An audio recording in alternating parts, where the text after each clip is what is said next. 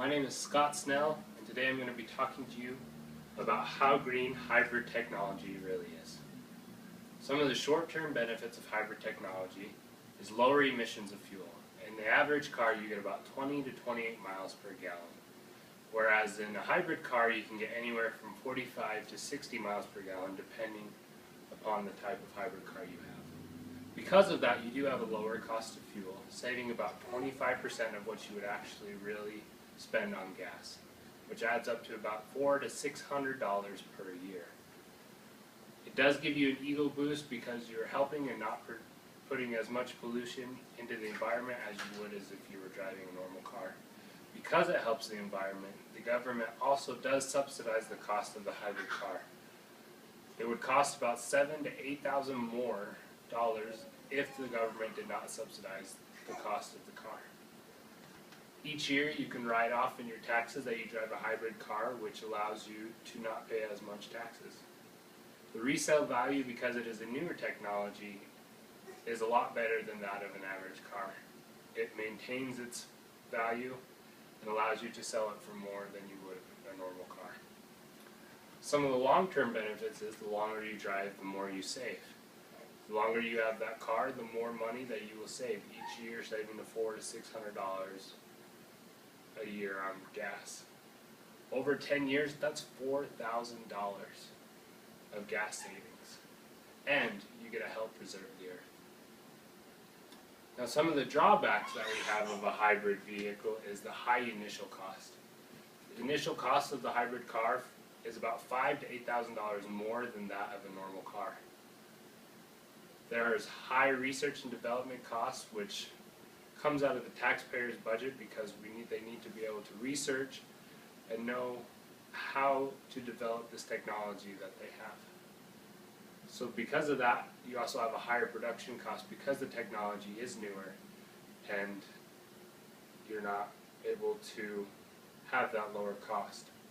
High environmental cost because the lithium-ion batteries that are in the hybrid car are much harder to produce, and the resources needed to produce this actually pollutes the air more to retrieve these resources than that of a normal car.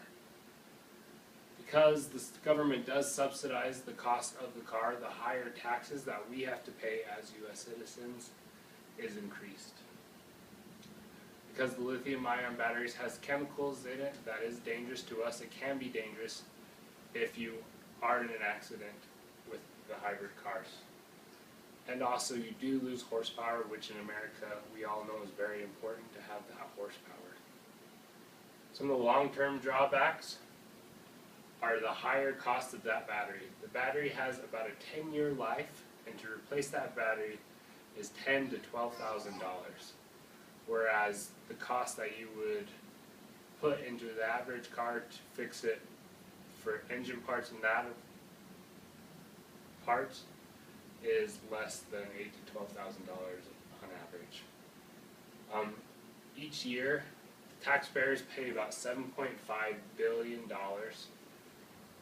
in taxes in order to do the research development and subsidize the car, which ends up being about $75,000 per car. And the type of driver determines on how much you save. Each person is different.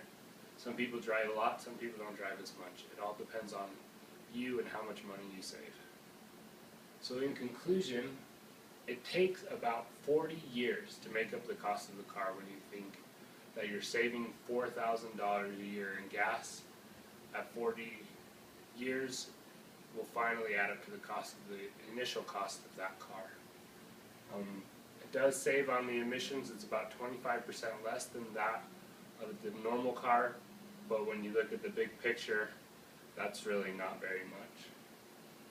For me, the technology is just not there. Me as a student, I don't drive a car very much, and so I would not save as much money.